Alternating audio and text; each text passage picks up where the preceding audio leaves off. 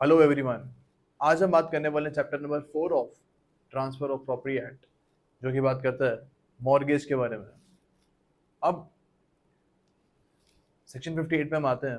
इसमें mortgage, mortgagor, mortgagee, mortgage money and mortgage deed के बारे में बात करी गई है कि ये चीज़ें क्या होती है। मॉर्गेज हम पढ़ते हैं क्या होता है। Mortgage is the transfer of an interest in specific immovable property for the purpose of securing the payment of money advanced और advance by the way of loan. तो मॉर्गेज सिर्फ और सिर्फ पहले तो हमको ये चीज़ देखनी है कि इमूवेबल प्रॉपर्टी की ही हो सकती है। क्या पर्पस होगा उसका? Just to secure a sum of money. अगर आप अपनी कोई प्रॉपर्टी में किसी सेठ को सपोज इंटरेस्ट दे देते हो कि अगर आप मैं पैसे वापस नहीं कर पाया तो ये प्रॉपर्टी आपकी हो जाएगी, तो यहाँ पे this is creation of a mortgage. Okay, तो ये चीज़ हमको बोली है इसकी डेफिनेशन में।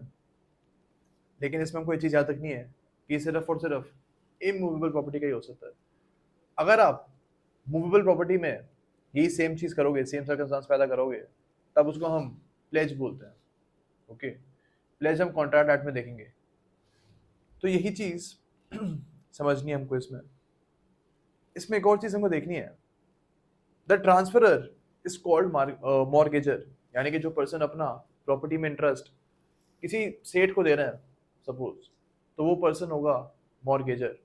एंड हमारा जो सेठ है, जो पैसे एक्चुअली दे रहे हैं मॉर्गेजर को, उसके बदले वो एक प्रॉपर्टी में इंटरेस्ट ले रहा है, तो वो जो सेठ है he will be called mortgagee.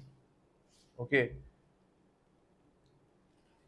The principal money and interest of which is secure for the time being are called mortgage money. तो जो भी पैसा सेठ ने दिए है टू मॉर्गेजर, तो वो पैसा विद इंटरेस्ट उसको हम बोलेंगे मॉर्गेज मनी।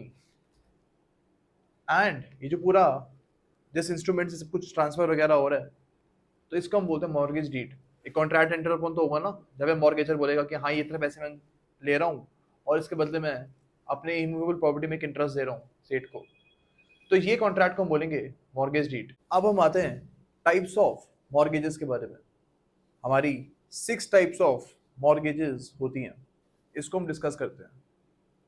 सबसे पहले तो होती है सिंपल मॉर्गेज। सिंपल मॉर्गेज में एक पर्सन जो मैं सपोज ए है, इनको एक लोन चाहिए बी से, तो ये बी को अपनी घर की पोजीशन ही देते हैं। वो बी को ये नहीं बोलते कि आप मेरे घर पे आके रह लो और इसके बदले आप मेरे को कुछ पैसे दे दो। ऐसा नहीं हो रहा है यहाँ पे। यहाँ पे सिर्फ ए ये बोलता है कि अगर मैं पैसे नहीं दे पाया तो मेरा घर आप ले लेना मुझसे। सिर्फ ऐसा होता है, लेकिन पोजीशन नहीं मिलती है। यहाँ पे एक और चीज होती है सिंपल मॉर्गेज में कि ए ये भी बोलता है कि अगर घर से भी पैसे नहीं निकलते हैं तो फिर मैं खुद लायबल हूँ, मैं कहीं से भी पैसे जुगाड़ूंगा और आपको वापस करूंगा। दैट इज वाई इसमें बोलते हैं सिंपल मॉर्गेज में कि जो मॉर्गेजर है ही becomes personally liable to pay off the mortgage debt. Okay, तो यही सिंपल मॉर्गेज में होता है। अब हम आते हैं सेकेंड टाइप ऑफ मॉर्गेज के ऊपर, जो कि है मॉर्गेज बाय कंडीशनल सेल। अब इसमें क्या होता है, ए जाते हैं बी के पास फॉर एग्जांपल, एंड बी से वो 1 करोड़ रुपए मांगते हैं। यहाँ पे ए बोलते हैं कि एज सिक्योरिटी आपको मैं अपनी प्रॉपर्टी ट्रांसफर कर देता हूँ। तो ए बोलते हैं कि मैं आपको अपनी प्रॉपर्टी ट्रांसफर कर देता हूँ, लेकिन जो ट्रांजैक्शन है ये एब्सोल्यूट तभी होगी जब मैं पैसे नहीं दे पाऊँ। ओके, प्रॉपर्टी एब्सोल्यूट होने का, जो ट्रांजैक्शन एब्सोल्यूट होने का ये मतलब है कि असली में आपके नाम पे प्रॉपर्टी तभी ट्रांसफर होगी जब मैं कोई डिफॉल्ट कर दूं या फिर जब मैं पैसे वापस नहीं कर पाऊँ। तो ये है मॉर्गेज बाय कंडीशनल सेल। यहाँ पे ए पर्सनली लायबल नहीं होता है। यहाँ पे अगर वो डिफॉल्ट करता है तो बी के पास एक ही राइट है कि वो प्रॉपर्टी बेच के पैसे निकलवा ले, एक ही। लेकिन वो ए को ये नहीं बोल सकता है कि आप मेरे को खुद से जाके कहीं और से कहीं से भी जुगाड़ करके पैसे लेके आओ। ओके, तो here A is not personally liable to pay the debt to be. अब हम आते हैं डी के ऊपर, जो कि बात करता है यूजर फ्रक्चुरी मॉर्गेज के ऊपर। सपोज वही सेम सिनेरियो, बी के पास जाता है और 1 करोड़ का लोन मांगता है। एज सिक्योरिटी ए बोलता है बी को कि आप मेरे घर पे आओ और यहाँ पे आके आप रहने लग जाओ, या फिर मेरे घर में जो भी रेंट आएगा उस रेंट से आप अपना डेट वापस ले लेना। तो हर महीने डेट आएगा, तो हर महीने रेंट आएगा, उससे आप अपने डेट की फुलफिलमेंट करते रहना, और जब हो जाएगी तब डेट इज ओवर। अब यहाँ पे this is an example of usufructuary mortgage का। ओके, अब हम आते हैं इंग्लिश मॉर्गेज के ऊपर। इसमें ये चीज बोली गई है कि सपोज ए ने बी से वही लोन लेने गया 1 करोड़ का, और ए बोलता है बी को कि मैं एक्चुअली क्या करता हूँ, मेरे पास एक प्रॉपर्टी है, ये मैं आपके नाम पे अभी के अभी कर देता हूँ। यहाँ पे एब्सोल्यूट उसी टाइम हो गई, उसी टाइम उसने बी के नाम पे प्रॉपर्टी कर दी। ओके, लेकिन इन्हें ये चीज बोली है कि अगर मैं पूरे के पूरे पैसे वापस कर देता हूँ आपके 1 करोड़ रुपए, तब जो प्रॉपर्टी है आप दोबारा से मेरे नाम पे ट्रांसफर कर देना। ओके, तो ये हो गया English mortgage. This is different from mortgage by condition sale, because उसमें जो फर्स्ट ट्रांसफर था प्रॉपर्टी का वो एब्सोल्यूट हुआ ही नहीं था, वो तब होता जब ए कोई डिफॉल्ट करता। बट इंग्लिश मॉर्गेज में पहले ही, डिफॉल्ट करने से पहले ही मॉर्गेजर ने मॉर्गेजी के नाम पे प्रॉपर्टी ट्रांसफर कर दी है। ओके, अब हम आते हैं एफ के ऊपर, ये बात करते हैं mortgage bye deposit of title deeds. ये सबसे ज्यादा कॉमन टाइप ऑफ मॉर्गेज है जो बैंक्स यूज भी करती हैं। अब इसमें क्या होता है कि अगर आपको कोई लोन चाहिए बैंक से, तो आपको मेरे प्रॉपर्टी के पेपर जो हैं वो बैंक को देने पड़ेंगे, एंड उसके बदले बैंक आपको लोन दे देगा। तो ये एग्जांपल है mortgage bye deposit of title deeds. अब इसमें एक और टाइप ऑफ मॉर्गेज है जो कि है anomalous anomalous mortgage.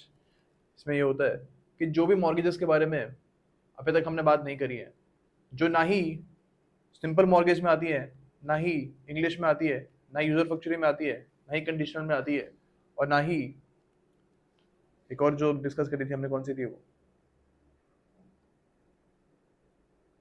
Title deeds, ना ही टाइटल डीड्स में आती है, किसी में भी नहीं आती है, तो उनको हम एनोमलस मॉर्गेज में लेके आ जाएंगे। तो यही चीज के बारे में हमको समझना है इन सेक्शन 58। अब हम आते हैं सेक्शन नंबर 59 के ऊपर, जो कि बात करता है mortgage went to be assurance. अब सपोज इसमें बोला गया कि ए ने बी से 1 करोड़ रुपए का लोन लिया और उसके बदले उसने सिक्योरिटी दी है कुछ, तो ये पूरी की पूरी जो ट्रांजेक्शन है इसकी हमको रजिस्ट्री करानी पड़ेगी, बिकॉज अमाउंट यहाँ पे 100 रुपए से ऊपर का है। अगर 100 रुपए से कम का अमाउंट होता, तब इन दैट केस आपको इस पूरी मॉर्गेज की जो ट्रांजैक्शन है इसकी रजिस्ट्री कराने की जरूरत नहीं थी, सिर्फ सिंपल डिलीवरी से भी काम हो जाता उसमें। बट यहाँ पे आपको रजिस्ट्री करानी पड़ेगी। और इसमें एक और चीज बोली गई है कि दो विटनेसेस जो हैं वो होने चाहिए जब ये मॉर्गेज डीड साइन हो रही होती है। ओके, तो ये भी एक रिक्वायरमेंट है सेक्शन नंबर 59 में। अब हम आते हैं सेक्शन नंबर 59 ए के ऊपर। इसमें बोला गया है कि अगर सपोज मॉर्गेजर ने मॉर्गेजी से पैसे उठाए 1 करोड़ रुपए, एंड उसके बाद मॉर्गेजी क्या करता है, यानी बी क्या करता है, वो बोलता है कि मैं अपना right to collect money from A C को ट्रांसफर करता हूँ। तो यानी आज से ए को पैसे देने पड़ेंगे सी को। तो ऐसा भी हो सकता है, now A will become the mortgagor and C will become the mortgagee, because B ने अपना राइट सी को ट्रांसफर कर दिया। तो ये चीज भी अलाउड है।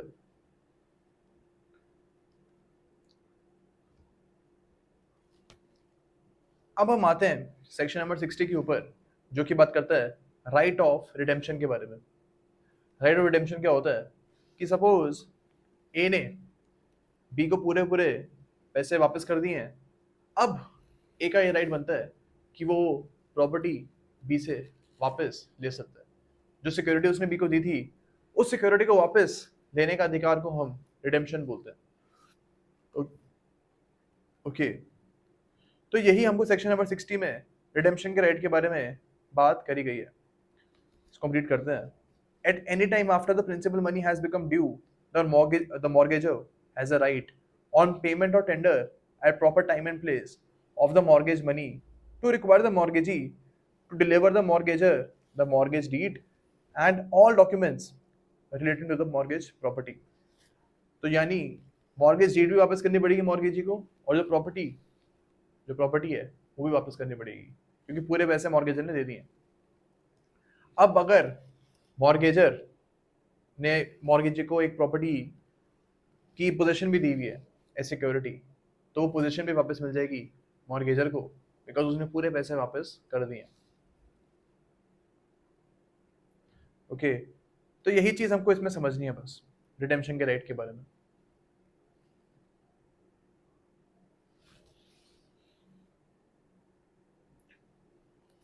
अब हम आते हैं सेक्शन नंबर 60A के ऊपर। ये बात करते हैं obligation to transfer to third party instead of retransfer to mortgagor.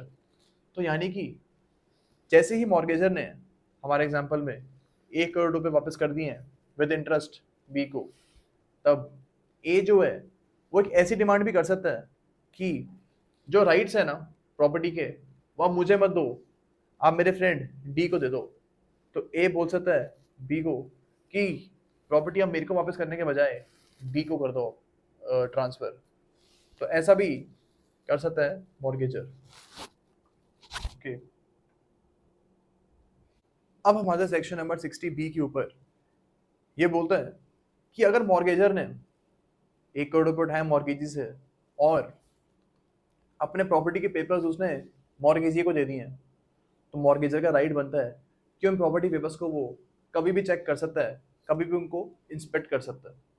Even तो वो मॉर्गेजी की पोजीशन पे है, स्टिल राइट टू इंस्पेक्शन का जो राइट है वो हमेशा मॉर्गेजर के पास रहेगा। ओके,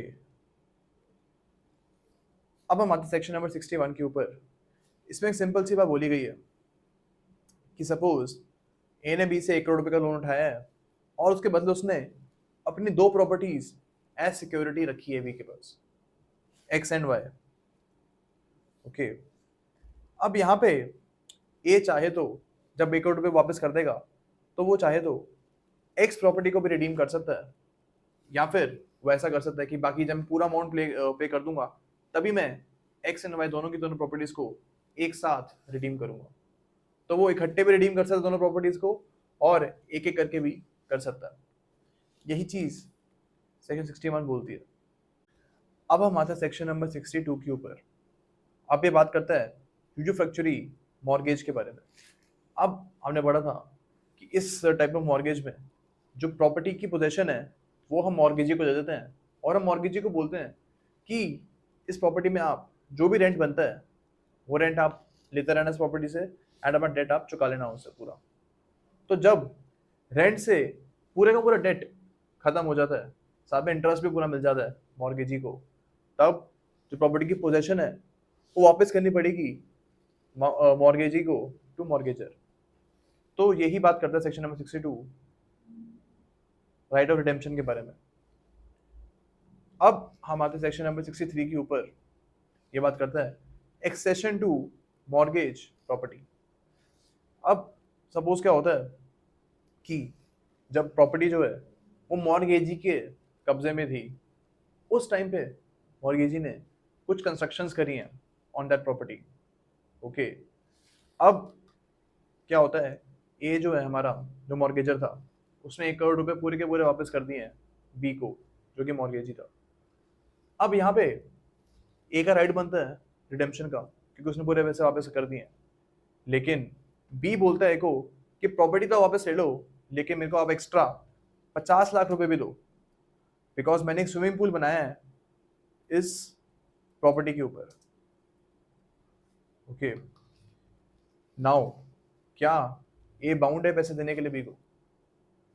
अब अगर स्विमिंग पूल की पोजीशन सेपरेट है घर से, घर अलग है स्विमिंग पूल अलग है, तब इस केस में अगर ए को स्विमिंग पूल भी चाहिए तो उसको 50 लाख रुपए बी को देने पड़ेंगे।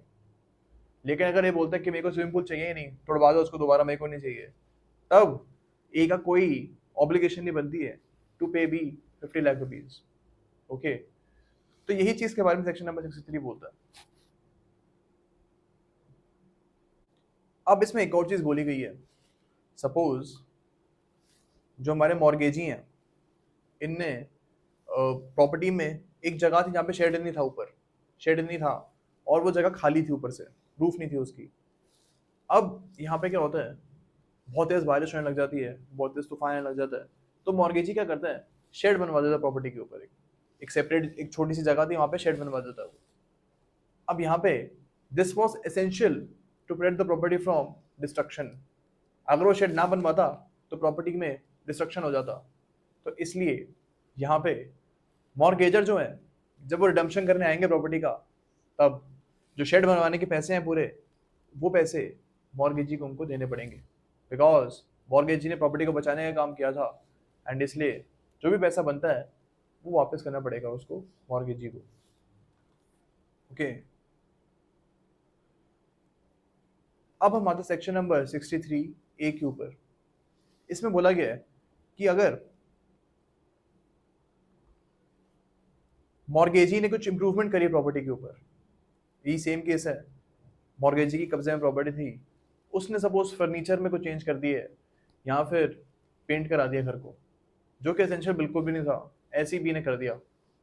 अब इसके पैसे बी ए से नहीं मांग सकता, okay, because this was not essential to the property. उसने अपने मर्जी से इंप्रूवमेंट कर दिया प्रॉपर्टी में, तब उसका जो पैसा है वो बी ही पे करेगा। लेकिन वही सेम सिनेरियो यहाँ पे भी है, अगर बी ने कोई एसेंशियल इंप्रूवमेंट करी है, सपोज एक ही घर की जो छत थी वो लीक करने लग गई थी और उसको बी ने रिपेयर करवा दिया है, तो ये एसेंशियल था, एंड दैट इज वाई इसके जो भी पैसे हैं वो ए को देने पड़ेंगे टू बी, जब वो रिडेम्पशन करने आएगा प्रॉपर्टी का। ओके, तो यही चीज हमको सेक्शन नंबर 63 बोलता है। अब हम आते हैं सेक्शन नंबर 64 के ऊपर। ये बात करता है रिन्यूअल ऑफ मॉर्गेज लीज के बारे में। सपोज ए की जो प्रॉपर्टी है वो उसने लीज पे दी हुई है, ओके, अब ए जाता है थोड़े दिनों बाद एंड सेम प्रॉपर्टी को वो बी को मॉर्गेज कर देता है। जब उसने लीज करी थी प्रॉपर्टी, तो सी को उसने लीज करी हुई थी पहले, अब लीज भी चली जा रही है, साथ में मॉर्गेज का जो टाइम है वो भी साथ साथ में चल रहा है। अब बीच में लीज ओवर हो जाती है, सपोज एक ही साल की लीज थी। अब यहाँ पे बी क्या करता है, वो उस लीज को दोबारा से रिन्यू कर देता है, यानी मॉर्गेजी जो है वो दोबारा से रिन्यू कर देता है लीज को। अब क्या होता है, इन द मीनवाइल ए जो है सारे के सारे पैसे वापस कर देता है बी को और रिडेम्पशन कर लेता है प्रॉपर्टी का। अब यहाँ पे सेक्शन 64 ये बोलता है कि जो भी लीज का अमाउंट है आफ्टर रिडेम्पशन वो वापस ए को मिल जाएगा, जो भी बेनिफिट मिलना चाहिए था लीज के पैसों से वो अब ए को मिलेगा, बिकॉज उसने रिडेम्पशन करा लिया प्रॉपर्टी का। ओके,